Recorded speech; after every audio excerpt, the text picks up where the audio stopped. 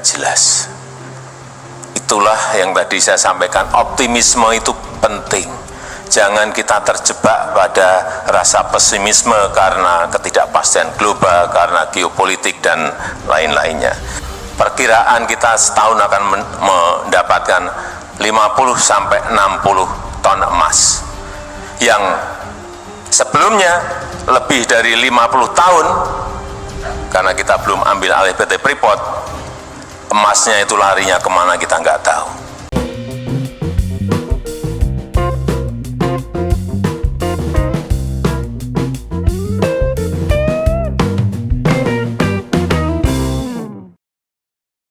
Assalamualaikum warahmatullahi wabarakatuh. Shalom, Om Swastiastu, Namo Buddhaya, salam kebajikan, salam sejahtera bagi kita semua. Kembali lagi dengan saya Leonardo Sirait di channel kesayangan kita ini, Sirait Media.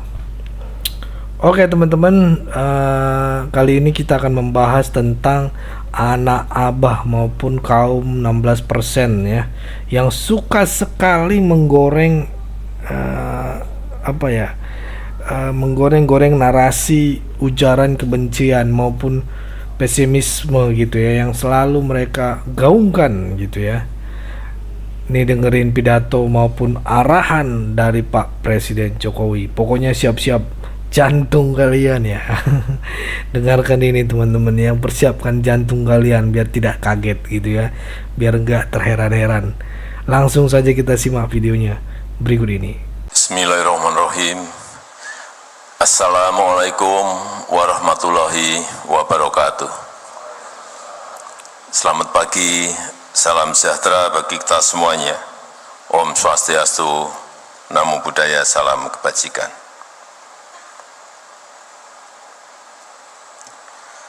Yang saya hormati Ketua dan Pimpinan Lembaga-Lembaga Tinggi Negara yang hadir, yang saya hormati para Menteri Kabinet Indonesia Maju, Gubernur DKI Jakarta, yang saya hormati Direktur Utama BNI beserta jajaran komisaris dan keluarga besar BNI, yang saya hormati Eksekutif Chairman B-Universe Bapak Enggar Tiasto Lukito, Bapak Ibu hadirin dan undangan yang berbahagia.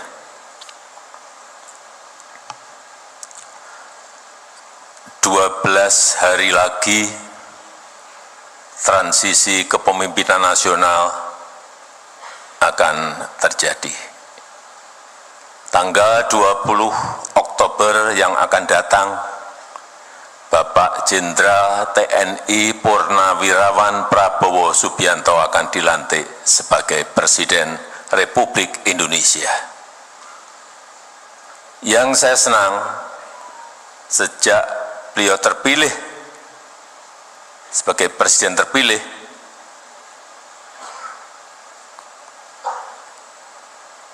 persiapan menuju ke pelantikan itu betul-betul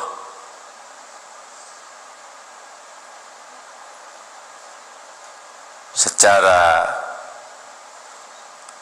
rencana kerja, program, dan lain-lain, transisinya berjalan dengan baik. Hampir di setiap rapat paripurna, rapat terbatas, apapun topiknya, Pak Prabowo selalu hadir. Kalau sebelumnya hanya untuk urusan pertahanan, tapi setelah menjadi presiden terpilih, di semua rapat terbatas, rapat paripurna selalu hadir, sehingga rencana-rencana untuk program unggulan yang akan dilaksanakan oleh Presiden Prabowo itu betul-betul disiapkan dengan baik dengan menteri-menteri yang sekarang. Sebagai contoh, untuk RAPBN 2025, saya nggak tahu berapa kali pertemuan Pak Prabowo dengan Menteri Keuangan Ibu Sri Mulyani. Hampir setiap minggu, hampir setiap hari bertemu untuk mempersiapkan itu. Artinya apa? Seperti tadi yang disampaikan Pak Enggar,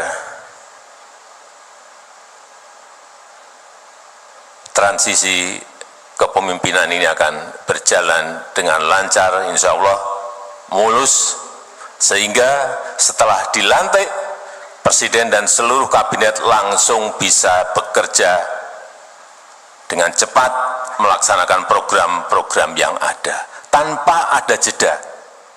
Saya 2014 butuh waktu 1 sampai 1,5 tahun untuk mengkonsolidasi. Artinya 1 sampai 1,5 tahun waktu kita hilang. Karena itu saya sangat senang sekali proses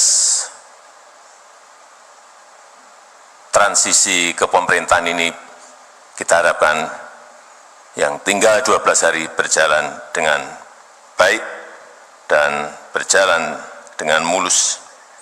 Karena transisi kepemerintahan yang berjalan dengan baik dan mulus itu penting untuk menjaga optimisme kita semuanya, untuk menjaga stabilitas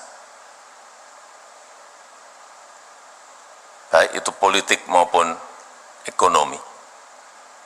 Tetapi meskipun sekarang ini kalau cerita mengenai optimisme itu nggak ada yang tepuk tangan. Tapi kalau yang disampaikan itu mengenai pesimisme, tepuk tangannya banyak banget. Panggung kita memang masih seperti itu. Begitu kita berbicara optimisme, nggak ada yang tepuk tangan. Tetapi kalau kita menyampaikan pesimisme, negativisme, tepuk tangannya kencang banget. Dan baru laku sekarang ini.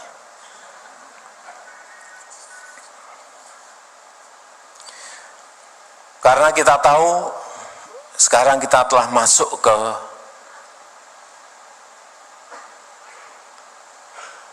abad Asia. Pergeseran dari barat menuju ke Asia. Growth pertumbuhan ekonomi juga bergeser semuanya ke Asia. Dan diprediksi, diperkirakan di Asia nanti akan ada 3 kekuatan ekonomi baru. Superpower ekonomi, 3 negara yang diperkirakan. India, China, dan Indonesia.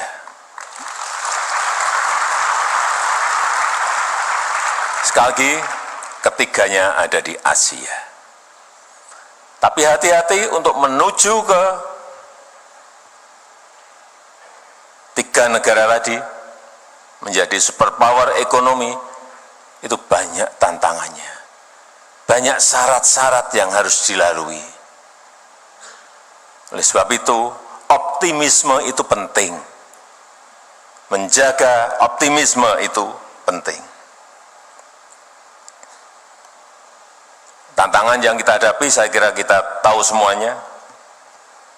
Perlambatan ekonomi global yang diperkirakan masih di angka-angka 2,7, 2,8% rata-rata.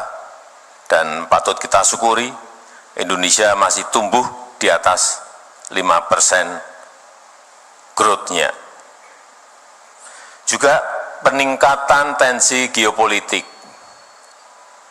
Perang Ukraina belum selesai, masuk perang Israel, Palestina, tambah lagi Israel, Lebanon, tambah lagi Iran dengan Israel, ketidakpastian ekonomi dunia semakin tidak jelas. Itulah yang tadi saya sampaikan, optimisme itu penting. Jangan kita terjebak pada rasa pesimisme karena ketidakpastian global, karena geopolitik dan lain-lainnya. Juga dampak perubahan iklim. Ini yang kita hadapi ke depan. Perlu semuanya mengantisipasi dan menyiapkan untuk ini. Dan di dalam negeri kita, urusan yang berkaitan dengan produktivitas. Bagaimana menaikkan produktivitas. ICOR kita, semuanya menjadi PR besar bagi pemerintahan yang akan datang. Tetapi di sisi lain, kita memiliki modal besar. Memiliki modal besar. Pertumbuhan ekonomi yang tetap terjaga di atas 5%. Kuartal kedua 2024 kita masih tumbuh 5,08%. Inflasi yang terus bisa kita kendalikan di angka 2-3%. Ini juga merupakan modal yang sangat baik. Keyakinan konsumen, saya tadi pagi mendapatkan angka tetap di level optimis di 124,4. Kemudian juga spending index kita trennya meningkat. Kalau kita lihat di kuartal ketiga 2024 di 234,8, di kuartal ketiga 2023 145,8. Artinya secara year on year naik sangat tinggi sekali. Dan saat ini GDP per kapita kita sudah mencapai 5.060.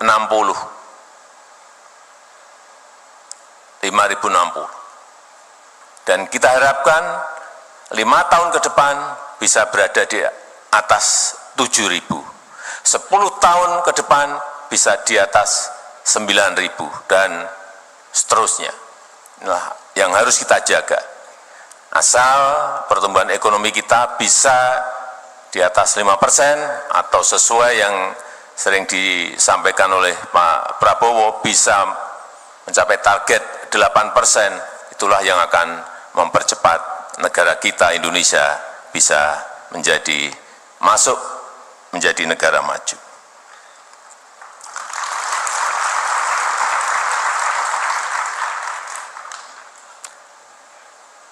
Menurut saya, ini bolak-balik saya sampaikan, yang pertama, hilirisasi itu menjadi sangat penting. Nilai tambah itu sangat penting. Tetapi yang kedua juga digitalisasi juga menjadi hal yang sangat penting. Satu, hilirisasi, yang kedua digitalisasi. Digitalisasi yang namanya data center itu menjadi wajib segera kita miliki. Yang kedua, data analitik yang akan bisa kita menganalisa angka-angka dan lain-lain secara cepat. Juga yang berkaitan dengan digital infrastructure. Infrastruktur digital ini sangat penting sekali. Dan yang berkaitan dengan digital payment system. Ini namanya perbankan, saya kira sudah masuk ke sana semuanya. Saya ingin cerita lagi mengenai hilirisasi. Nikel saya sudah sering berbicara. Tapi perkembangan sampai saat ini saya senang karena dari nikel ore ke nikel pig iron, kemudian masuk ke nikel matte dan stainless steel itu sudah kejadian. Jadi sendok, panci, pipa dan lain-lain. Kemudian yang nikel ore ke HPAL, kemudian menuju ke prekursor, katot dan sel baterai itu juga sudah kejadian. Artinya barang-barang ini sudah diproduksi oleh industri-industri kita akibat dari kebijakan hilirisasi yang kita lakukan. Lompatannya kelihatan sekali dari yang 1,4 sampai 2 billion US dollar sebelum nikel di stop, kemudian melompat menjadi 34,8 billion US dollar, itu ada sebuah lompatan yang sangat besar sekali. Masuk, kemudian nikel sudah masuk ke koper, ke tembaga. Baru 2 minggu yang lalu kita resmikan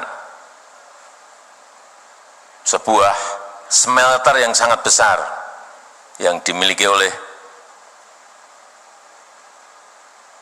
PT Aman di Sumbawa yang bisa memproduksi kira-kira 900.000 ton konsentrat tembaga. Setelah itu juga dibuka lagi smelter milik PT Freeport Indonesia yang bisa memproduksi 3 juta konsentrat tembaga. Saya kadang-kadang membayangkan 3 juta konsentrat tembaga. Sangat gede sekali. Investasinya 56 triliun. Yang tadi yang PT Aman 21 triliun rupiah. Semuanya sudah jadi barang ini. Tinggal nanti masuk lagi ke industri turunan, bisa menjadi copper foil, bisa menjadi kabel dan lain-lainnya. Itu babak kedua.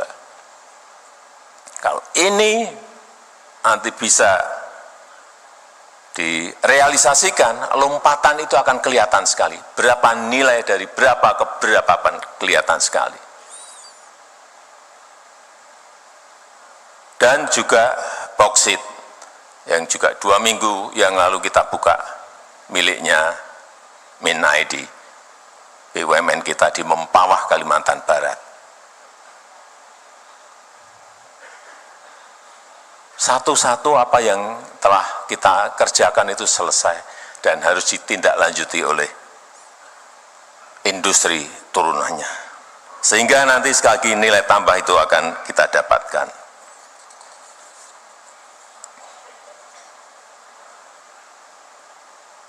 Nikel sudah, tembaga sudah, boksit sudah, nanti masuk ke timah dan lain-lain.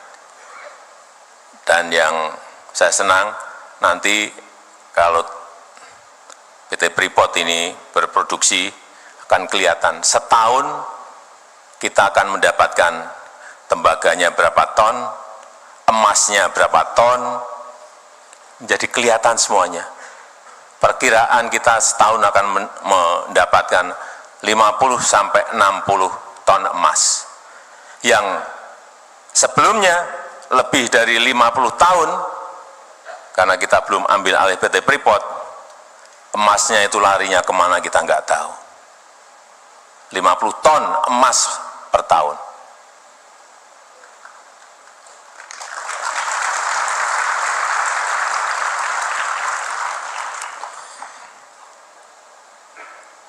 Karena penduduk kita sangat besar, menurut saya hilirisasi yang berbau padat karya ini harus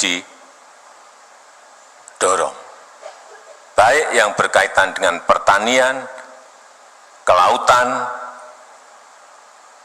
pangan, semuanya harus didorong agar nilai tambah itu terjadi. Kopi jangan diekspor mentahan, raw material. Kakao jangan diekspor, raw material. Lada jangan diekspor, raw material. Nilam jangan diekspor, raw material. Kita punya kebun kopi itu 1,2 juta hektar. Kakao 1,4 juta hektar. Lada 172.000 hektar. Nilam masih sedikit 12.000 hektar.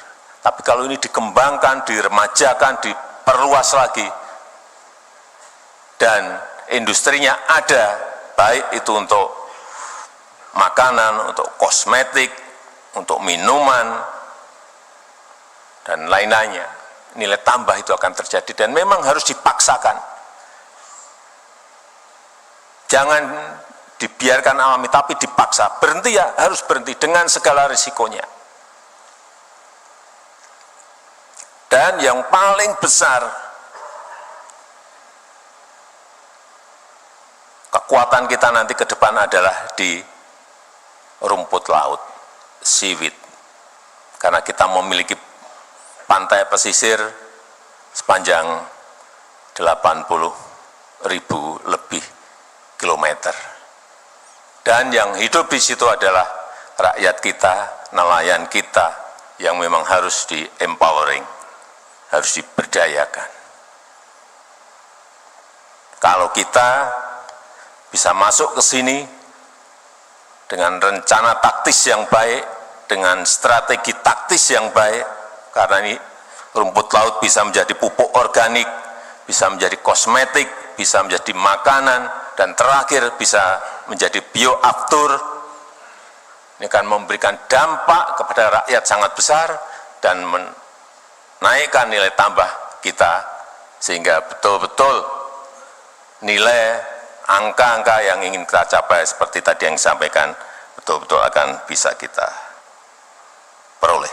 Dan negara kita Indonesia harus berani menempuh jalan kita sendiri. Kita harus berani menempuh jalan kita sendiri.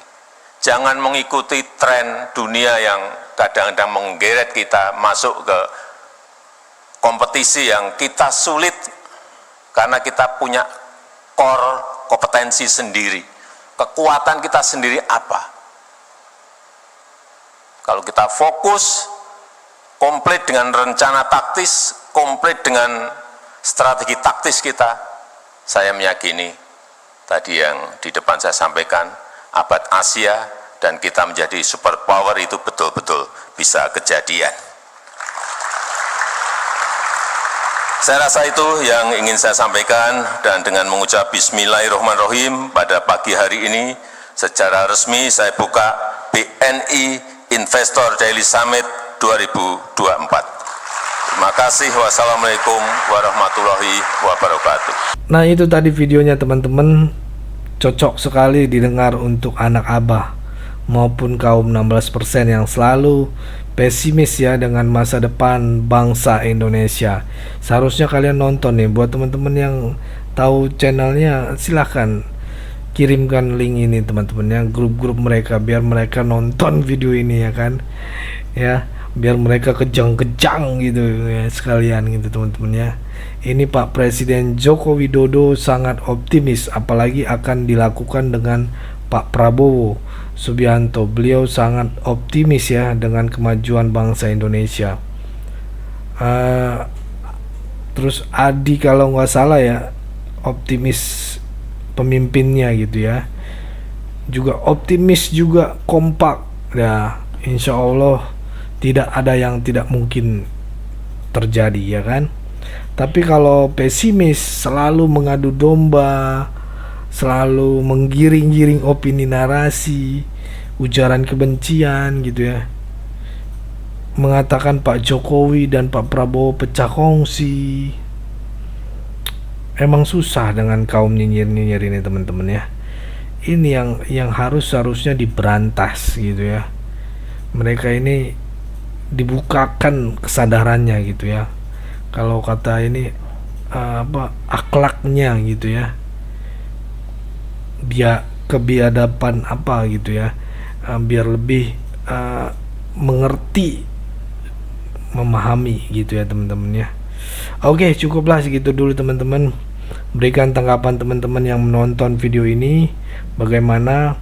Boleh berikan pandangan kalian di kolom komentar, karena kolom komentar sudah saya buka. Mari ramekan teman-teman ya, jangan malu-malu. Pesan saya pokoknya tetap jaga persatuan Indonesia, jangan mau dipecah belah, jangan mau diadu domba, karena NKRI harga mati. Saya Leonardo Sirait mau undur diri, bye bye.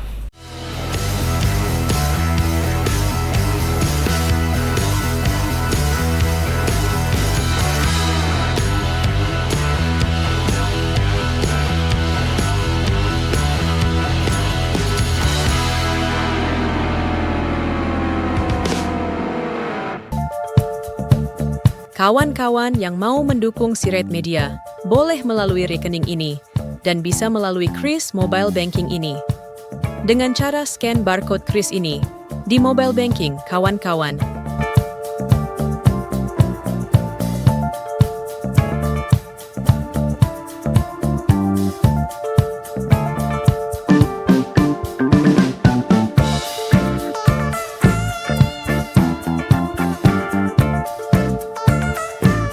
Dan jangan lupa juga mendukung pelayanan di yayasan kami melalui rekening ini dan bisa melalui kris mobile banking ini dengan cara scan barcode kris ini di mobile banking, kawan-kawan.